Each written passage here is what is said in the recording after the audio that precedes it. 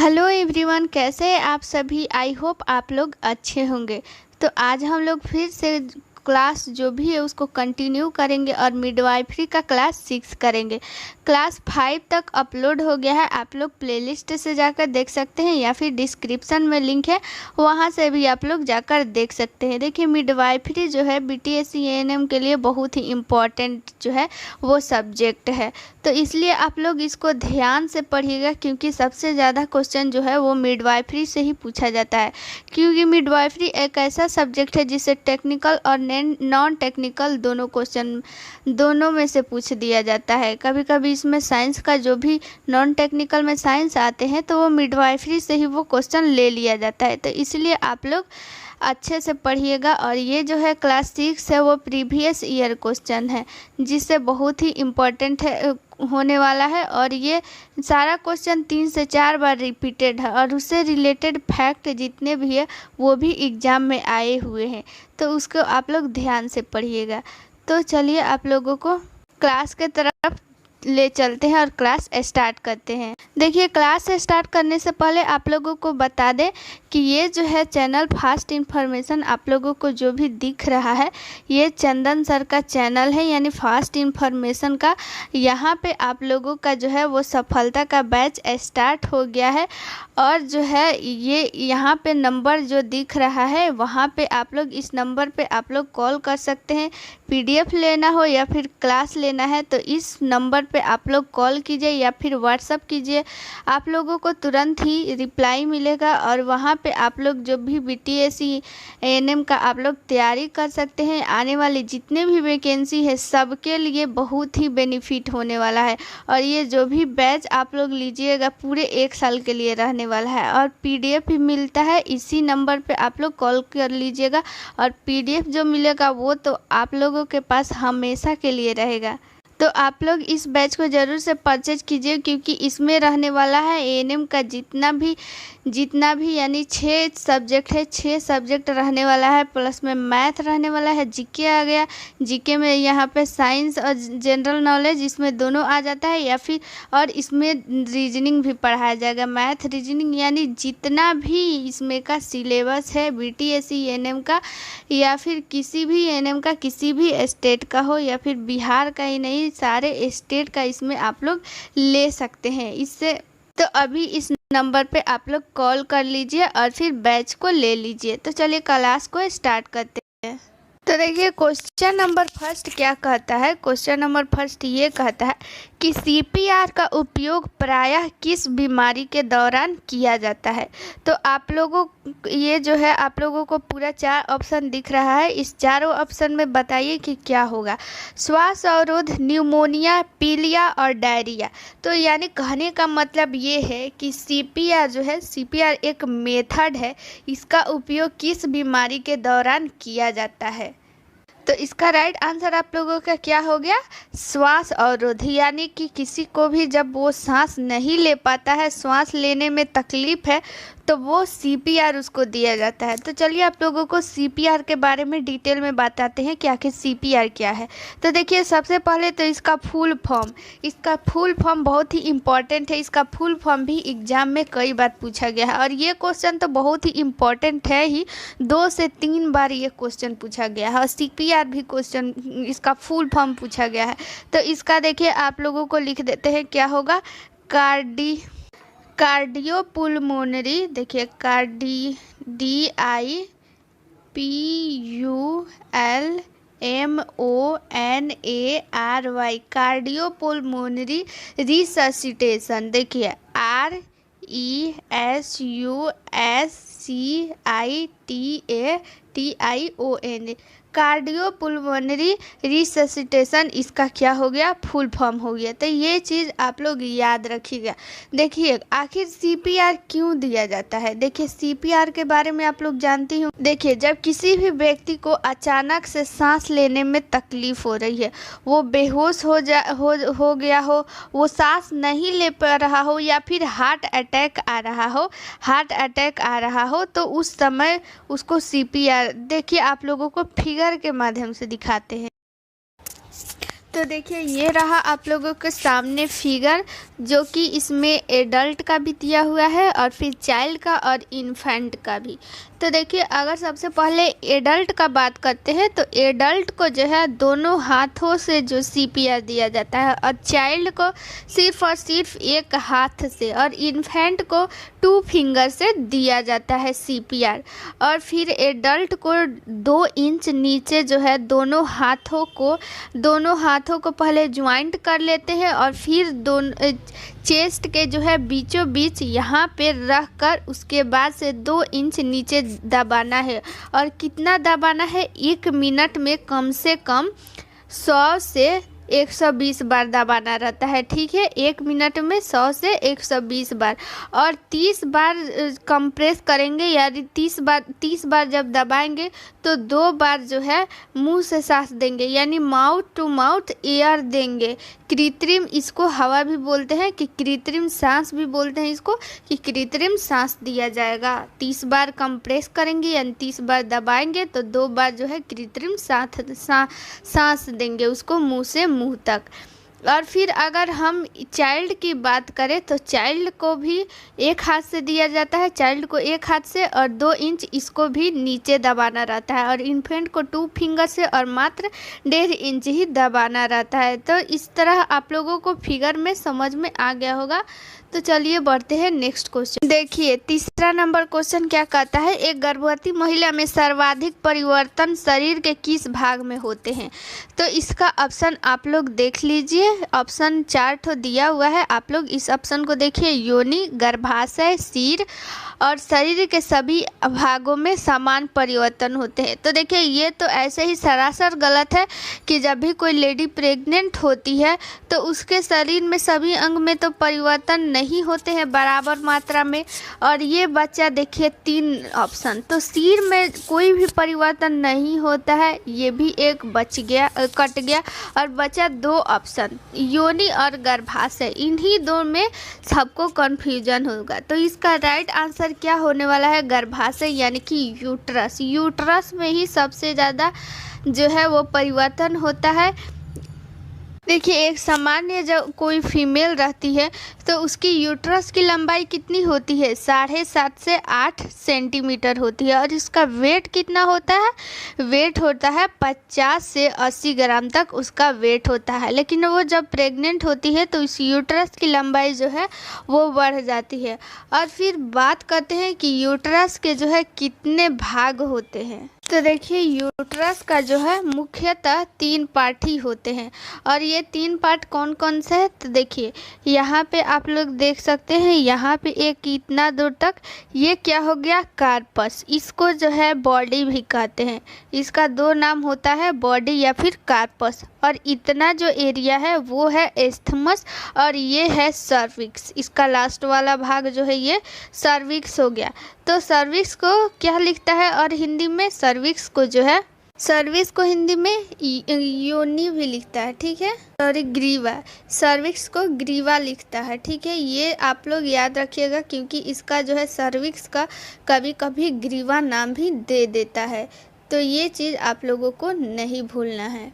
देखिए ये जो यूट्रस है, यूट्रस का ये चीज़ आप लोग यहाँ पे देखिए कि ये क्या हो गया, यहाँ पे फैलोपियन ट्यूब हो गया। और यहाँ पे ये इतना दूर का एरिया पूरा क्या हो गया, कार्पस। और फैलोपियन ट्यूब यहाँ से निकला हुआ है। यानी कि कहने का मतलब ये भी क्वेश्चन इम्पॉर्टेंट है कि पूछता है कि ये जो फैलोपियन ट्यूब है वो किससे जुड़ा रहता है। तो ये अगर फैलोपियन ट्यूब अगर डिटेल में पूछे तो यूट्रस का जो ये कार्पस है या फिर बॉडी इसको भी बोलते हैं, तो ये ऑप्शन में दे सकता है कि कार्पस से जुड़ा रहता है कि एस्थमस से कि सर्विक्स से। तो इसका आंसर क्या हो जाएगा कि वो कार्पस से जुड़ा रहता है। ठीक है, चलिए अगला क्वेश्चन। ये तीसरा क्वेश्चन हो गया। अब चौथा क्वेश्चन देखते हैं कि गर्भाशय में गर्भाशय में मौजूद गर्भाशयशिशु का सबसे सामान्य गर्भ प्रसूति अंग क्या होता है। यानी कि जब कोई प्रसव होता है, प्रसव के दौरान एक गर्भाशयशिशु जब निकलता है, यानी कि जब भ्रूण बाहर निकलता है, तो वो सबसे पहले उसका कौन सा अंग दिखता है, यही पूछ रहा है। इस ऑप्शन में सबसे पहले आप लोग बताइए कि चारों ऑप्शन में क्या होगा।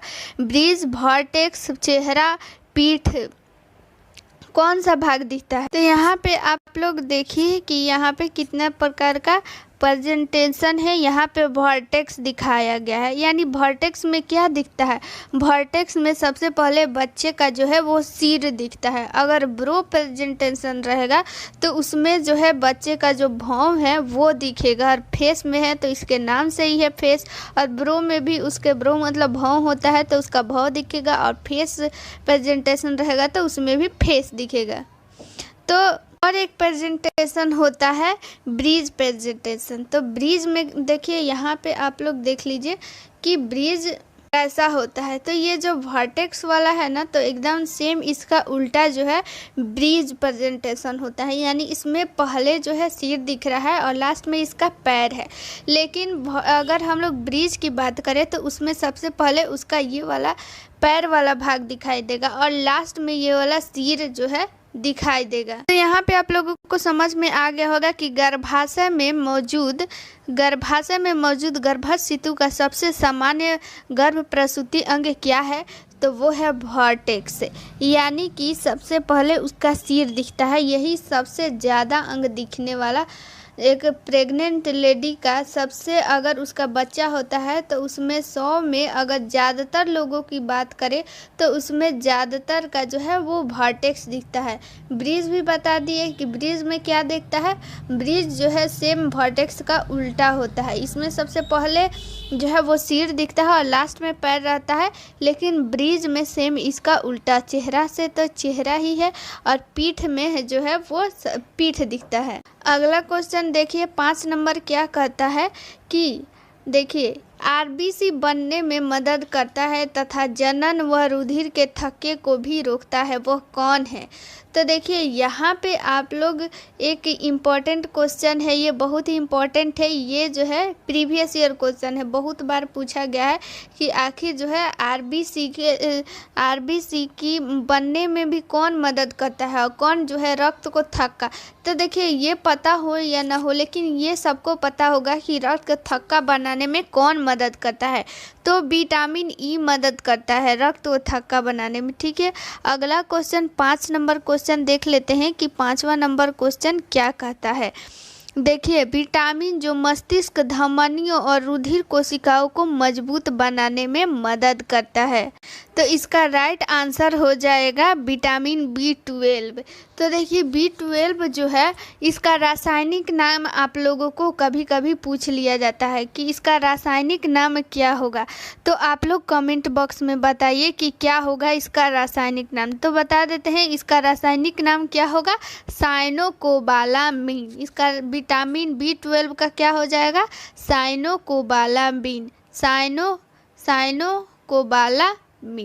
देखिए विटामिन डी का क्या हो जाएगा, आप लोग बताइए कि विटामिन डी का जो है रासायनिक नाम क्या होगा। विटामिन सी का क्या होगा, एस्कॉर्बिक एसिड होगा। और विटामिन डी का क्या हो जाएगा, कैल्सीफेरॉल। तो चलिए आगे क्वेश्चन देखते हैं और फिर से इसको देखिए, इसको याद कर लीजिए। ये क्वेश्चन पूछता है, ये साइंस में भी आप लोगों को पूछ देगा, यानी नॉन टेक्निकल और टेक्निकल ये दोनों से रिलेटेड है, इसलिए आप लोग याद कर लीजिए। B12 cyanocobalamin, B12 cyanocobalamin, vitamin D calciferol, vitamin C ascorbic acid, vitamin C ascorbic acid. ऐसे ही आप लोग 2-3 बार सुनिए, आप लोगों को जरूर से जरूर याद हो जाएगा। देखिए अगला क्वेश्चन क्या कहता है, कान का कौन सा भाग ध्वनि कंपनों को विद्युत संकेतों में बदलता है। कॉग्लिया, श्रवण नलिका, कर्णपटही झिल्ली और कर्णपाली, यानी इसको इंग्लिश में पिन्ना कहते हैं। इसका राइट आंसर क्या हो जाएगा, कॉग्लिया। तो चलिए कान के बारे में आप लोगों को डिटेल में बताते हैं कि आखिर कान के कितने पार्ट होते हैं। तो देखिए ये रहा मानव कान, जो कि मानव कान के कितने भाग होते हैं, मानव कान के टोटल 3 भाग होते हैं। आउटर ईयर और फिर मिडिल ईयर और फिर इनर ईयर। जो इतना दिख रहा है ये ब्राउन कलर वाला, ये जो है वो आउटर ईयर हो गया, और ये जो है पर्पल कलर का दिख रहा है ये है इतना मिडिल ईयर, और ये इनर ईयर। और इसी इनर ईयर में जो है वो क्या होता है, कॉक्सिलिया होता है। इनर ईयर में ही कॉक्सिलिया होता है जो कि सुनने में मदद करता है। चलिए अगला क्वेश्चन देख लेते हैं। 8 नंबर क्वेश्चन क्या कहता है। 8 नंबर क्वेश्चन ये कहता है कि 4 कोष्ठीय हृदय युक्त गर्म रक्त वाले प्राणी है, सरीसृप, स्तनधारी, मछली और फिर उभयचर। तो इसका राइट आंसर हो जाएगा स्तनधारी। तो देखिए स्तनधारी में क्या हो जाएगा, उसमें जो है स्तनधारी यानी यहाँ पे स्तनधारी है, तो स्तनधारी में जो है वो 4 कोष्ठीय जो है वो हृदय होता है। और फिर स्तनधारी यानी स्तनधारी में कौन आ जाएंगे, मानव भी स्तनधारी में आ जाएंगे, और मानव का भी हृदय जो है वो 4 कोष्ठीय ही होता है। देखिए कोष्ठ कहने का मतलब क्या, चैम्बर, यानी इसका नाम कभी कभी चैम्बर भी लिख देगा या फिर कभी कभी कक्ष भी लिख देगा। तो इसमें जो है मानव के हृदय में जो है वो 4 कक्ष होते हैं। यहाँ पे आप लोगों को देख सकते हैं, यहाँ पे 4 कक्ष मिल जाएंगे, जो कि यहाँ पे देखिए लेफ्ट एट्रियम यहाँ पे दिख रहा है, ये जो है वो लेफ्ट एट्रियम है आप लोगों को। और इधर जो है राइट एट्रियम, यानी कि एक आलिंद जो है वो ऊपर होता है, हिंदी में इसको जो है आलिंद बोलते हैं एट्रियम को। और फिर जो है नीचे रहेगा नीलय, नीचे हो जाएगा नीलय। इतना ये जो है पूरा आलिंद हो जाएगा और इधर नीचे पूरा नीलय हो जाएगा। और ये जो है लेफ्ट यानी कि बायां आलिंद, और इधर हो जाएगा दायां आलिंद, और इधर हो जाएगा बायां जो है वो नीलय, और इधर दायां नीलय। तो चलिए ये क्वेश्चन हो गया ख़त्म, और चलते हैं 9वां नंबर क्वेश्चन में। 9वां नंबर क्वेश्चन क्या कहता है कि निद्रा रोग को क्या कहते हैं, और स्लीपिंग सिकनेस भी इसका इंग्लिश नेम भी कभी कभी दे देता है, नामक बीमारी होती है। यानी निद्रा रोग किससे होती है, तो विटामिन ए की कमी से होती है, कि रक्त में शरीर में कैल्शियम की कमी से, रक्तचाप के बढ़ने से, कि ट्रिपेनोसोमा नाम के एक कोशिकीय जीव से। तो इसका राइट आंसर हो जाएगा ट्रिपेनोसोमा नामक एक जीव से होता है। विटामिन ए की कमी से क्या होता है, देखिए ये क्वेश्चन भी बहुत बार पूछा हुआ है कि विटामिन ए की कमी से कौन सी बीमारी होती है, तो वो रतौंधी होती है। और कैल्शियम की कमी से क्या होती है, कैल्शियम की कमी से हड्डियों में भी जितना रोग होता है, जैसे कैल्शियोमिलाइटिस हो गया, या फिर क्वाशियोरकर और मरस्मस जो है, ये सब जो है विटामिन डी बोलिए या फिर कैल्शियम की कमी से ये सब रोग हो जाते हैं। अगला क्वेश्चन और लास्ट क्वेश्चन देखते हैं कि देखिए इसमें अगला लास्ट क्या है, इनमें से कौन से गुणसूत्रों द्वारा व्यक्ति में क्लीनेफेल्टर सिंड्रोम होगा। यानी कि देखिए क्लीनेफेल्टर सिंड्रोम जो है वो एक बीमारी है, जन्मजात बीमारी है, इसका जो है अभी तक कोई इलाज नहीं है। तो इसमें से कौन सा गुणसूत्र है जिसके कारण से वो क्लीनेफेल्टर होगा, तो इसका राइट आंसर क्या हो जाएगा, XXY हो जाएगा, यानी ऑप्शन नंबर फर्स्ट हो जाएगा। तो देखिए जिन लोगों में भी देखिए एक सेक्स क्रोमोजोम होता है, और ये जो है एक 22 जोड़ा क्रोमोजोम, ये मेल और फीमेल दोनों में बराबर होता है, लेकिन टोटल कितना क्रोमोजोम यानी गुणसूत्र होते हैं 46, यानी 22 पेयर जो है यानी 44 जो है गुणसूत्र मेल और फीमेल में दोनों में बराबर होता है। लेकिन सेक्स क्रोमोजोम 2 होता है यानी 1 पेयर होता है, और जो है मेल में कितना होता है वो X और Y होता है, लेकिन फीमेल में XX होता है। लेकिन इसमें जो है ये एक बढ़ जाता है क्रोमोजोम, इन लोगों में जिन लोगों में भी क्लीनेफेल्टर जो है वो सिंड्रोम होता है उसमें 47 क्रोमोजोम हो जाएगा। ये जो है यानी कि ये 3 क्रोमोजोम ये बढ़ गया एक, तो यहाँ पे कितना हो जाएगा 47 हो जाएगा। तो इन्हीं अगर ये 47 जिन लोगों में भी क्रोमोजोम हो जाते हैं वही लोग नपुंसक कहलाते हैं, ठीक है, नपुंसक हो जाते हैं, उसमें मेल और फीमेल दोनों का गुण दिखने लगता है। तो चलिए मिलते हैं नेक्स्ट वीडियो में। थैंक यू, जय हिंद।